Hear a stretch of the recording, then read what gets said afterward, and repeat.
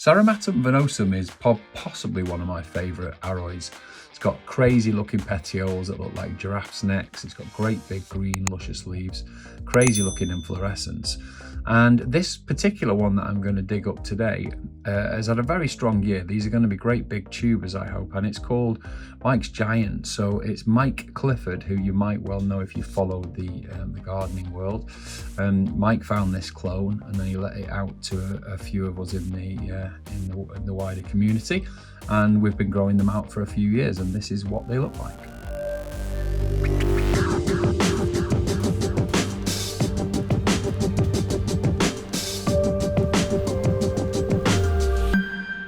Okay, so let's dive right in. So this is a pot full of SAUROMATUM venosum.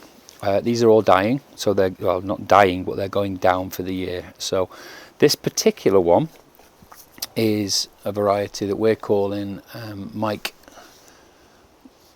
Giant. So basically it's SAUROMATUM venosum, and it's one that Mike Clifford found in his garden, who's quite a well-known gardening enthusiast that you might know, and Mike handed some of them out, some of them to my friend Jack Og at York Gate, and then they came to my garden. So these have had a few years in pots now, so I'm going to start pulling them up and have a look at how they look size wise. So there are in here a few others. So this is Gorgonidium intermedium, another aroid, and these shouldn't really be going down yet, and there's quite a few seedlings in here as well, so I just need to be a little bit careful. You can see these little seedlings here, that really I shouldn't be taking these up yet, but we'll have so many of these Gorgonidium, I'm not massively worried. I've got them everywhere, so they seem to be springing up. They seem to be springing up in most pots now, so they're obviously doing well now. I'll just, this is a macrophylla at the background that just grows crazy, so we'll just make a bit of space so we can see what we're doing at the back here. So we've got the pot out, and I will just pull up these Gorgonidium so they're out of the way. I'll see if I can get you one with the tuber on it so you can see what the tuber looks like. So I'll just drag this one out now. So these look slightly different the way that they present. See how much cleaner than they are than SAUROMATUM, and the roots look slightly different as well. This one's obviously gone on its side as it's grown, so up against the side of the pot, and then instead of being vertical like this and growing up, it's come up. This has been on its side, it's come out and then up. So I'll keep these absolutely separate. So these need to be dried and kept separate. So I'll just break off the leaf and then break off the roots, like so, and then that just gets stored with the rest of the Gorgonidium. So get that out of the way. These last few stalks here really could be left, but I've got so many of them, I'm just going to get rid of them. So really what you want to do is leave these in the ground as long as you can to get as much growth from, as much photosynthesizing as you can until the end of the season. But just in case there's a danger that we might get a bit of frost in the next few weeks, and I just want these particular ones to be saved. Look how beautiful they are. These have got these are the shriveled version, so when you see these in full bloom, they are absolutely stunning. They're amazing. Now I could just leave all this in here, and I could just, basically I could just send that, store that away somewhere. But I like to just be sure with this particular one. So I'm going to pull them all up, and I'm going to keep them all stored dry until the frost has gone at the end of the winter. So I probably won't put them back in the ground till something like April, something like that. So you're going to hear me moving the soil now. I've got a hibiscus here in the way, so I'm just going to move that. So they do well in this country, SAUROMATUM, even though they're found in a lot hotter countries. But you will, as long as you keep them fairly, fairly well draining. So make sure there's tons and tons of grit in the mix. There's a tuber already. It's a tiny one, but that's the shape of these tubers. So I'll keep these in this pot here in front of me so I can see as I get to them. Now these here, you can see as I just clean the area around it, these are tiny little tubers sat on the top of the main tuber. So I'm just going to slowly, I could tip this out, but actually I don't mind doing this and just chatting to you as we uncover them. So I'll just get underneath, and what I'm doing is I'm giving the soil a bit of a fondle just to make sure there's nothing in there. Now it doesn't really matter if I miss a few because I've got so many of them, but if if I'm careful, then I've got some to share, the smaller ones, and people can do what I've done and just start growing them on. So what I'll do is I'll keep clearing the soil until I've got a good chunk of well, not chunk, sorry, a good access underneath the tuber, and then we'll pull it up and you can have a look at it. But again, as you can see, I'm just giving it a quick fondle, just make sure that there's nothing in there if you can, and then we can start pulling out the main one. So let's go behind this one here. There should be 3 or 4 big ones in this. So let's have a look here. You can see it straight away, the whole ground's moving now. So I don't even need to go very deep for this. So is that one straight away? No, that's a stone. So let's just get here. Oh my days, that's a big boy. That is a big boy. There you go. That's one big tuber.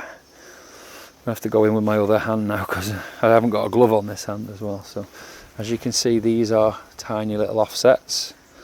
That one's over 1 kilo for sure. Now what you're looking for here is, one, is it solid like a potato, which it is, and also down here there will be a rotted bit. So if I push this and I slide that off, believe it or not, that is all that was left of last year's tuber. So as you can see now, that's healthy underneath, completely healthy, and the old tuber, which was used to make the leaves at the start of last year, has gone completely. So that can just go in the compost.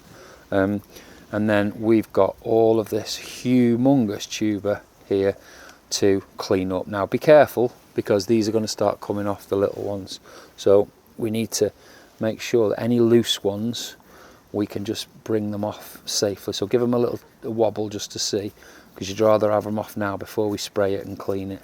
And also the roots can just get pulled off like this, because the roots are done now. They're not going to do anything with those roots at all. So in hindsight, I think 2 gloves would have been a good idea. But hey, you can't have everything, can you? You can't plan for every eventuality. That's a really, really healthy large tuber. That is huge, in fact. I'm really happy with that. So that's the first Mike's Giant out of the ground. So pop that in a pot, and then we'll have a look what's next. So I'll have a root underneath that, just to see that I've not missed any more. Yeah, I did actually miss plenty of them that have fallen off. Look, there's tons. So I think I'll definitely share some of these on eBay this year, because I think we've got so many this year. My collection doesn't need this many. So, and because we've got years of video evidence and photographic evidence, I can really stand over how these grow out. So that's nice to be able to share Mike's beautiful clone. So another few down here, so much smaller but still a nice healthy tuber. So put that one in the box. I think we've had the biggest out straight away. I think that definitely was the biggest. Look how many there are. Now look out for these. These are offsets off offsets.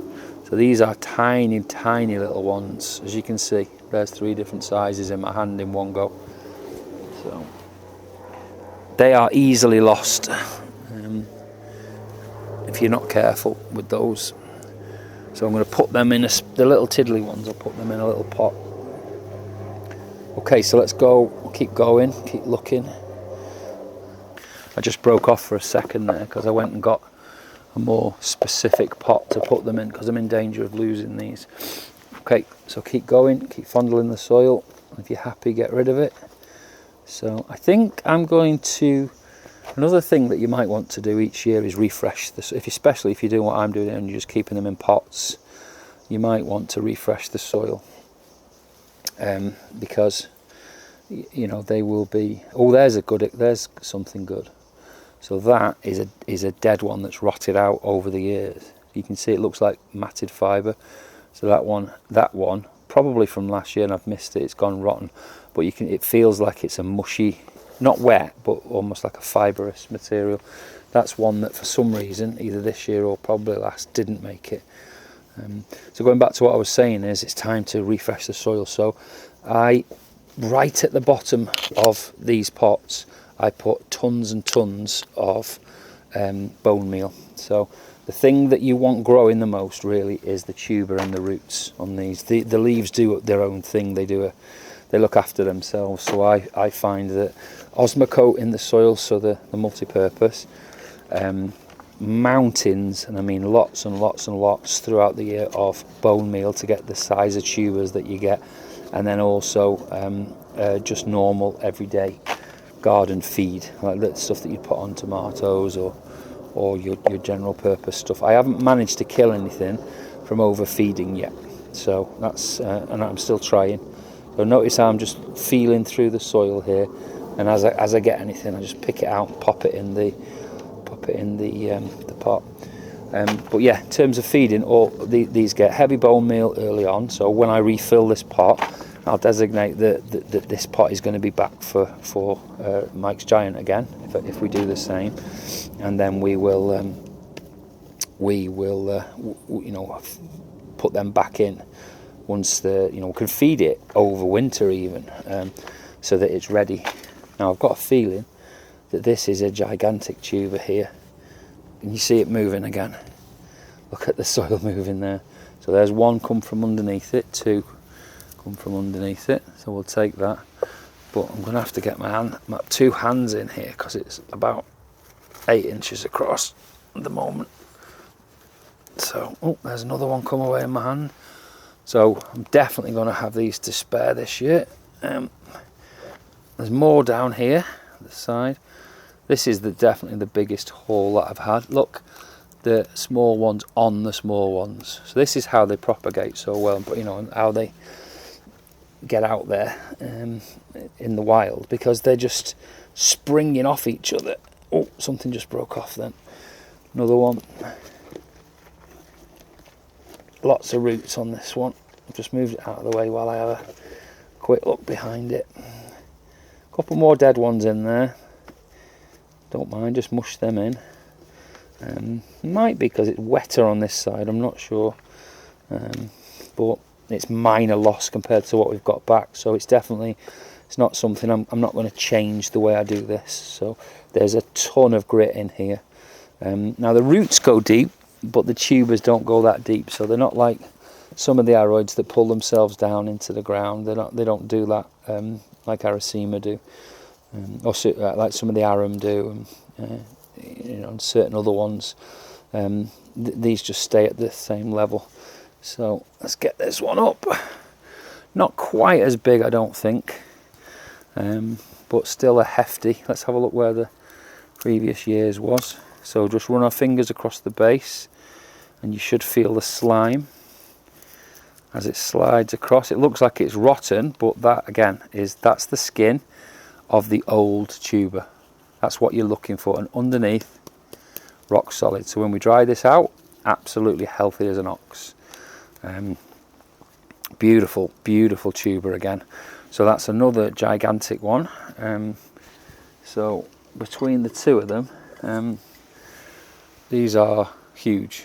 So I mean, people have way bigger than it, but this is a couple of years in with this, and again with the heavy bone meal feed. This is how you're getting tubers of this size, couple of kilograms of them. So last thing to do, have a quick root round, just make sure that everything is, you know, you've got all of the little ones out, because if not, they'll be popping up on their own. Now if you're going to put it back in the same pot, the same as me, then it probably doesn't matter, but you know, it's up to you. It's it's not really a big issue either way. So what I'm going to do is I'm going to go and jet off these, and when I've jetted them off I'll show you them in a tray and show you what they look like.